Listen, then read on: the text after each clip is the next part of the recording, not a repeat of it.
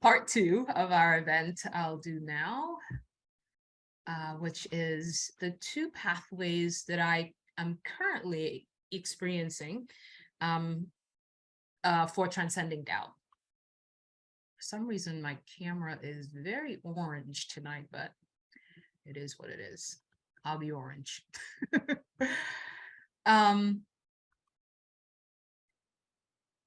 So I'll tell you how this all started.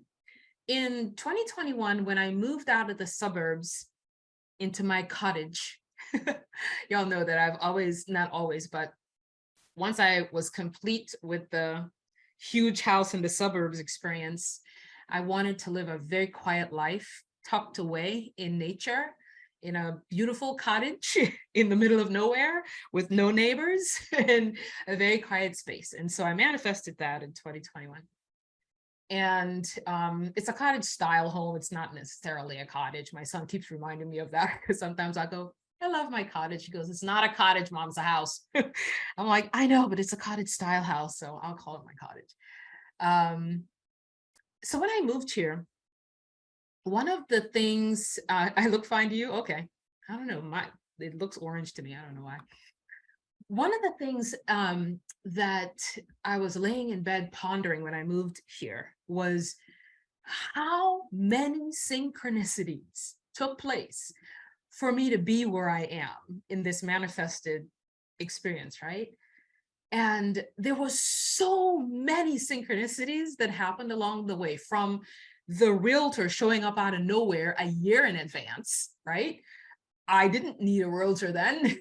And he ended up selling my house. He showed up a year in advance, right? The location showed up with so many synchronicities, like literally the town that I lived in, I didn't even hear about it before. And I moved here because of a series of synchronous events that pointed me to the town that I'm living in. And there was just the guy that bought my house for like tens of thousands more than I had it on the market for. It was just wild series of synchronicities, right? To my human mind, of course, if we really believe that we're infinite, it's really not that big of a deal. But to my human mind, I was laying in bed just going, there is so much that got orchestrated for this to take place. I was like, I don't want to ever forget this. And I started writing down all of the synchronicities, and I'll come back to that in a second. But pathways out of doubt become beneficial. I did make some notes to myself, so you'll see me glancing at them here. Because when we go into contrast, we get stuck in contrast because of the doubt that's at play, you know? So it's beneficial to have your own pathway out of doubt. This is certainly not the way. There's never the way. It's just a way out of doubt, right? Out of anything. There's multiple pathways. I've known that for a very long time. But we can go into mental and emotional misery, and it usually is triggered by doubt. We don't believe that we can get out of one situation or another. What is the reason for that, though? There's only one reason for that. We forgot who we are. We totally forgot who we are. And we're in this intense belief that we are only human. I'm only human. We're not only human, but we forget. And the interesting thing is that that's what we chose to do. We chose to come into physical form, forget who we truly are as divine, eternal, indestructible, infinite beings. We chose to come into this skin, forget who we are, and enjoy the journey back to remembering. That was our decision. Now, in physical form, that doesn't seem like a really good idea because it really sucks to forget. But in non-physical form, before we decided to come into this physical experience, we went, that would be so cool to come in, like erase all that I know about my divinity and then gradually remember, gradually take myself back to the remembering, to experience doubt and emotional misery and, what the mind does and worry and all the drama and all of that, and then come back to this place of sure-footedness and invincibility of remembering who we truly are. We thought the journey would be amazing, and that's why we came into physical form, right? So one of the things that I recognized about my doubts is that they're buddy, and when we're arguing for our limitation, it always is, yeah, but, and I'm like, I need to transform my buts, And so I started playing with, when a doubt comes into my mind, I started playing with, yeah, but I'm infinite. And I shared that with you guys, I think in the last session. Yeah, but I'm infinite. Yeah, but it's already done. Like anything that I feel like I want to manifest, it's already done. So there's not a lot of work that needs to be done to get me there because I'm infinite, right? And so any challenge that arises or anything that I feel like I want to do and then doubt comes up, it's, yeah, but I'm infinite. Yeah, but I'm source. I'm source manifested in human form. I'm God manifested in human form. Of course this is possible. Yeah, but I'm divine.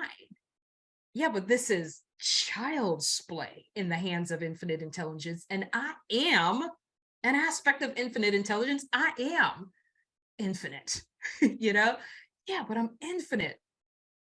And that for me triggers the remembrance that I truly am infinite, that I am an aspect of that which hung the planets in orbit. And I'm here worried about this little thing. It's like, nah, I'm infinite. I got this. Yeah, I'm infinite, right? I'm source incarnated. So when the doubt shows up, like, that's gonna be a hard thing to accomplish. No, for my human self, it might seem hard. For my mind, it might seem hard. But for source manifested in human form, no, that's child's play. That's child's play. I'm infinite, so that's child's play. I'm infinite, so that's child's play. I was taking a walk with Milo just after sunset last night, and something came into my mind, then doubt followed it. And I started walking and saying out loud, yeah, but I'm infinite intelligence, so that's child's play. Yeah, but I'm source, so that's child's play. Yeah, but I'm the divine, so manifested in physical form. So that's easy. So also when you're thinking about the possible manifestation of something and it starts to feel hard, because y'all know me, I'm a woman of ease. I'm like, if it ain't easy, I'm not interested. Because I'm like in the second half of my life. I'm turning 58 this year. I'm in the second half. So I'm like, nah, the second half is just ease. It's just ease. If it's complicated, I am not interested. Although sometimes complicated stuff can feel easy because you're in just that vibe of ease anyway. If it's fun, it can feel easy. If it feels like fun, it can feel very easy, even though sometimes other people are perceiving it to be difficult. So for me, when that doubt comes up, yeah, but that takes a lot of effort. No, that not really, because I am infinite and this is child's play. So all that effort is not going to be required. All I have to do is line up with the thing that I want. All I have to do is vibrationally line up with how I want it to be and feel that so passionately that it manifests in my experience. And so the mind might say, yeah, but how are you going to line up with that? That's just such a big thing. That's what the mind tells us, right? Like from the perspective of infinite intelligence, is anything big?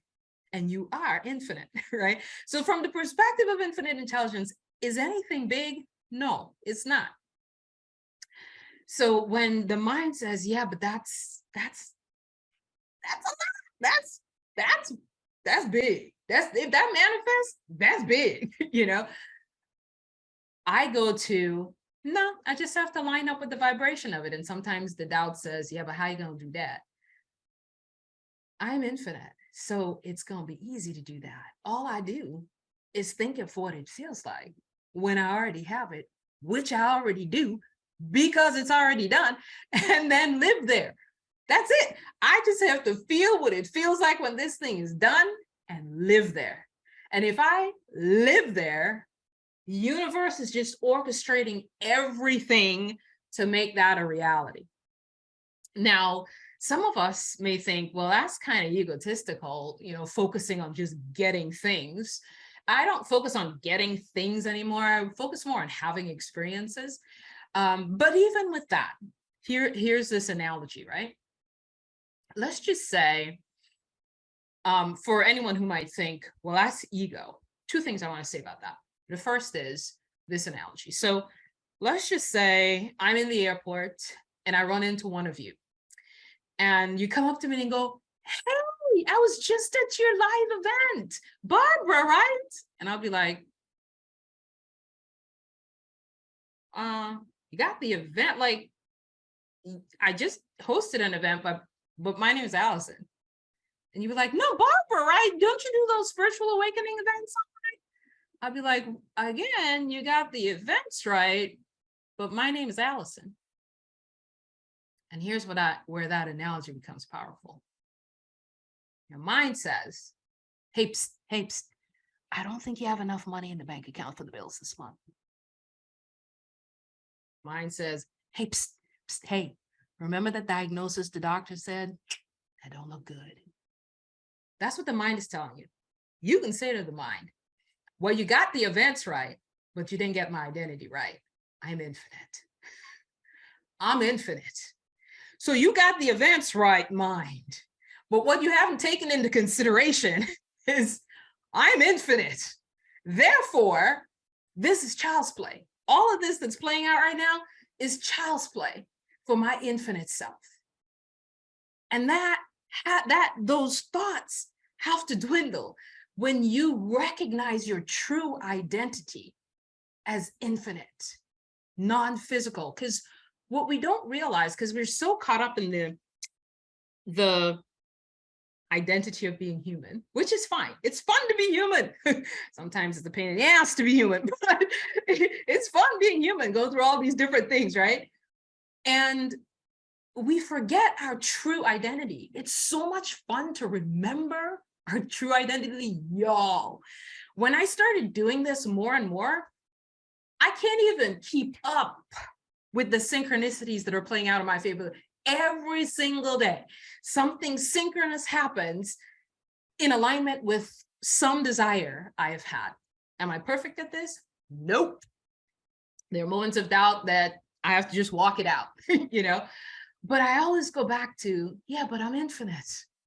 Yeah, but I'm source, right? It's like the mind is always burping up all kinds of thoughts about the events at play in your life, right? You got the events right, mind, but you didn't get my identity right. You see, mind thinks you're only human. And you have to remind mind, I'm not only human though. I hear what you're saying about the events, but I'm infinite though. And if I'm infinite, those events are child's play in the hands of infinite intelligence, of which I'm a spark. I'm a spark of the divine. I'm a spark of infinite intelligence. So all these events you got right, but you call me Barbara when I'm Allison. You know what I mean? You calling me human, and I am infinite. I am source manifested in human form. I am God manifested in human form. This then, as a result of my infiniteness and my limitlessness, is child's play. And if you can embody that more often than you embody what the limitedness that the mind is offering, you don't even have to think about what you're manifesting. It's just gonna happen. You know what I mean? The second thing that I want to say about that in relation to manifesting things, we can become unduly attached to the things we want to manifest, right? I have learned to release attachment because I am aware that my physical mind cannot think at the vast expanse of universal intelligence. So my mind will, if I have a desire for something, my mind will think, and I want it to play out this way, or I have this desire because, whatever reason. And we have like one, maybe 3 ways in which it could happen. That's all we got. The mind typically only has 1 to 3 ways in which that could happen. The universe has countless ways. So any desire that I have, I always end it with this or something even better. Because sometimes I'm moving through something for the even better that happens as a result of the experience, rather than the manifested thing that I felt like I needed to have. Also, I think it's really beneficial to check in with ourselves to see if there is any attachment. And it's very easy to see if there's any attachment to a particular outcome, because we can conjure up all these things that we want to have in our experience. Nothing wrong with that. Beautiful mind doing its thing. However, if we feel like we have to have it to be okay, we're attached. For me, if I have to have that, there's something within me that is feeling limitation, because I am not considering that there are many things that can bring me that experience. A lot of times we say, I want to have $1 million so that I can feel okay. Typically, it's always because you want to feel better about life in one way, shape, or form. But life can morph into so many fun, expanded experiences that has nothing to do with money, but it feels just as good. I'm not saying don't manifest money. Go ahead, manifest your money. You know what I mean? But even if the money plays out, we're going to want more of something else. That's just how we are. And that's the experience we came to have. Just one delightful experience after another. So it doesn't stop when you become financially free. It doesn't stop when you achieve some goal or whatever. So the attachment to any particular outcome stifles the universal forces that want to be at play. So I release universal forces and I go, I really want to experience this in this way. And I'm going to leave it up to you to deliver that or something even better. And the something even better is always better. It's always not what you thought, really, and it's a beautiful orchestration when you look. That's why I said I don't want to forget all of the amazing orchestrations that happened that I could not even fathom, that brought me into this experience that I'm in right now. Like, I couldn't put that together. I couldn't pre-think that, you know what I mean? And so I had to write it down. So those 2 things are what I want to say, that in example, in response to anyone who says, yeah, but that's the ego talking. We blame the ego for a lot of stuff. Y'all do know that ego was part of the infinite intelligent plan, managing it. Yes, we do need to manage it. But I think we make the ego the devil of the awakened world, and sometimes we just need to chill and go, this part of the experience, help me to find my way back to humility if I'm, my head is in the clouds or whatever. But I don't focus on ego. For me, I see the wholeness of who we are, and everything that we are is an aspect of source, ego included. And we just use it in a way that's beneficial. So I don't feel the need to focus on ego at all. So going back to writing down the synchronicity. So the first way that I move out of doubt is what I've described. I just go, yeah, but I'm infinite. Yeah, but I'm infinite. And that,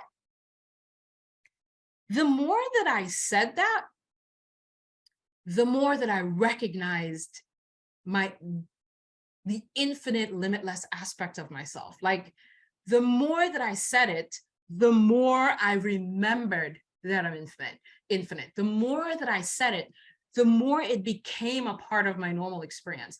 The more that I said it, the more it became my default reaction to doubt. And what happens for me now is I'll hear like a little chatter of doubt in the back of my mind, and I'll move right into, yeah, but I'm infinite. And then I'll start laughing at the doubt.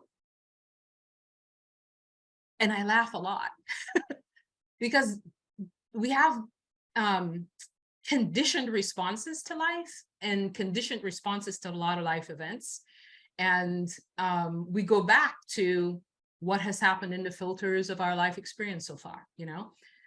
So I say it often just to remind myself, and it has become my mantra. Yeah, but I'm infinite. Yeah, but I'm limitless. Yeah, but this is child's play in the hands of my infinite self. Yeah, but this is child's play in the hands of my higher self, right? Okay, so going back to me wanting to not forget how many synchronicities played out for me to be in this home that I'm living in right now, and just all the experiences that happened. So I started writing it down, right? It was the beginning of last year, beginning of 2022. I started writing down all the things that I can remember. And there were times when I forgot some of the miraculous things. It seems miraculous to me, and the synchronicities feel like, really? That really happened? You know,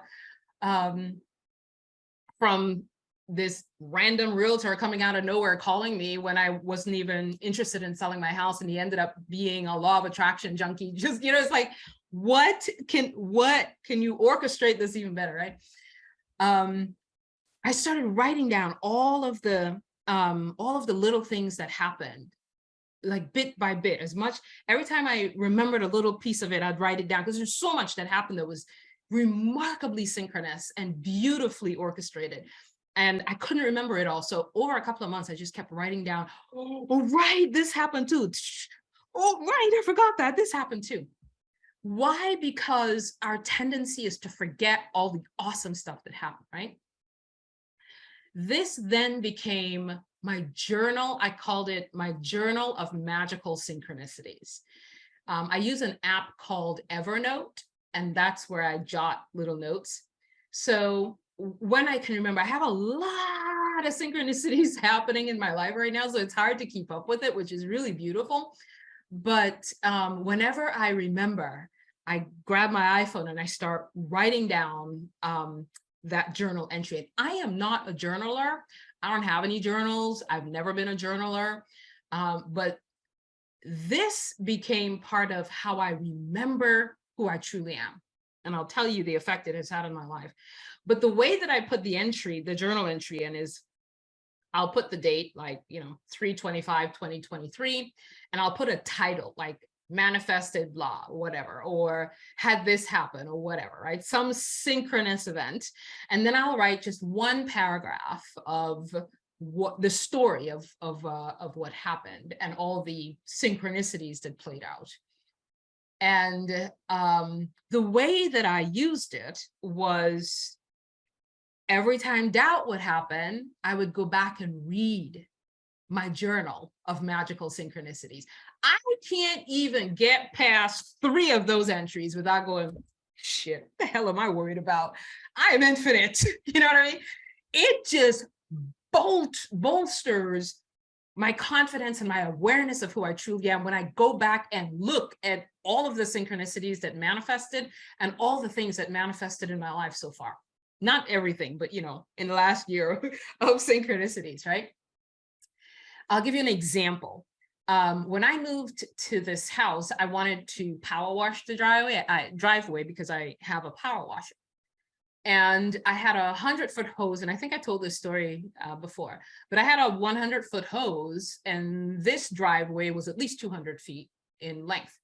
So I was like, I have to go out and get a 100-foot hose. And then there are some other things that I was doing around the house as well that required some hardware. So I went to the hardware store. And I wanted a certain kind of hose, the one that's really flexible. And I was looking for that. It's called an Ego, I think it's called Ego. I can't remember the name, but it's this really flexible hose that's really long lasting. So I was looking for that on the shelves, couldn't find it. So I'm like, okay, I'm going to go ahead and get all the screws and the other things that I came here for. And then I had my little cart and I made my way to the self-checkout. I kid you not, at the self-checkout that I chose, now there's more than one self-checkout. The self-checkout that I chose to pull up to has a 100-foot hose packaged waiting for me. The kind of hose that I wanted. I'm looking around going, and there was no one else at the self-checkout because it was late in the evening. And I'm looking around going, did this just happen? And of course, entered it in my journal of magical synchronicities. And there's a lot of little things that play out like that we don't realize. We take responsibility for all the shit we manifest. You know what I mean? Like, we're very quick to go, oh, how did I manifest that? You know what I mean? But how about, how did I manifest that? Your kind of, remembrance, right? And now my journal of magical synchronicities is very lengthy. And what has happened is I've read it enough times that I don't even need to go read it. Like, I just bring to my remembrance a few of the entries that are in there. And I'm like, oh shit, if I did that, of course I can manifest this, or of course I can move through this experience. I'm infinite, I'm limitless, as evidenced by this journal. You know what I mean? And it really has helped me to quickly move out of doubt and quickly move into the vibration of my limitless self, my infinite self, my invincibility. It just helps me move right back into that. Let me see if there's anything else I wanted to share. Oh, the other thing that I wanted to share was sometimes when we are really attached to something and it doesn't, quote unquote, doesn't manifest, it's already manifested in a vibrational reality. We just have to line up with it. You know what I mean? But sometimes when it doesn't manifest, what I say to myself, well, if that didn't manifest, something real good must be on its way. And I trust, it goes back to that, this or something even better. I trust that if this thing, say that you needed something by a certain date, date came and went, didn't manifest, I always default to, well, damn, if that didn't manifest, something even better in my limitless infinite self must be on its way. I don't know what it is. When it shows up, I'll know it, but I just trust that something even better is on its way. And that something even better isn't necessarily a physical thing. It isn't necessarily the manifestation of a thing I had in mind, but sometimes it's the experience that I gained from something that I had way too much attachment to that then causes a lot of expanded awareness. And then I look back and realize, wow, that was a powerful shift as a result of me letting go of attachment to this thing. So for example, I want to manifest this guy that I met. I want us to be in a serious relationship. You know what I mean? And you're like, I can manifest this shit. Hell, I'm infinite intelligence. Like, that's attachment, sister girl. You can't even see the attachment because you so in your infiniteness, right? Because sometimes that does happen. We can't even see the attachment that's formed in there, right?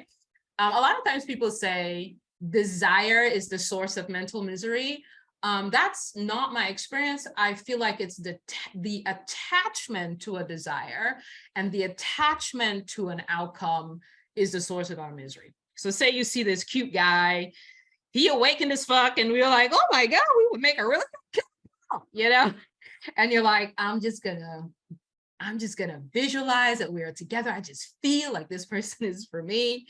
And dude went and found themselves in a relationship with someone else. It wasn't you. You know what I mean? And you start to feel disappointed. And that's when you know that you've been attached. Because if something does not manifest and you feel some sense of disappointment around it, you were in some way attached to that particular outcome.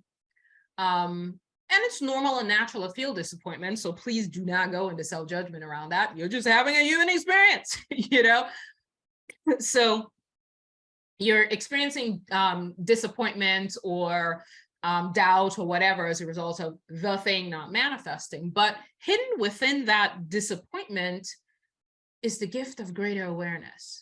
you know, life is saying you were really attached to that one. And that's, you know, we think we're experiencing disappointment because we didn't get the guy, we didn't get the money, we didn't get the house, we didn't get whatever. We're experiencing disappointment because we're disconnected from who we truly are. We think we have to have that thing, that person, that experience, that house, that whatever, in order to be okay in life. We don't. When we're okay in life, in the truth of who we are, a side effect is all of those things get manifested, and we just stay true to who we are. So if the thing doesn't manifest, well, something else gonna come, you know, that is gonna be in vibrational alignment with my solid, sure-footed awareness of who I truly am. So I wanted to share that as well with regard to that. Okay, so I am complete with my opening. Let me just read a couple of things. That's funny because I remember you saying a while back that you wanted to experience more synchronicities in your life, and boom, here you are. I don't remember saying that, but I don't doubt that I did. Katie is saying such a great practice with the synchronicities. Yeah. Rachel is saying that was my experience this past weekend, indeed, letting go of attachment. And it forms very quickly, and it forms almost without us thinking about it. You know, we want something and we go, I'm going to manifest this. And we start thinking, I have to manifest this. You know, every time you get into a have to, you know, there's attachment in there. And often a very easy way to test for attachment is, and if the universe had even better things for me, I was going to say, and if this didn't manifest, but that's not the vibration I want to go in. If I wanted this and the universe has something even better for me, would I be disappointed? Right? Would I be disappointed with not getting this? Would I feel some sense of disappointment if this didn't happen? And if you go, well, kind of, yeah, you know, then you know there's some processing to do. And I don't mean like processing, but there's some awareness to be uncovered in terms of, why am I feeling like I have to have this in order to be okay?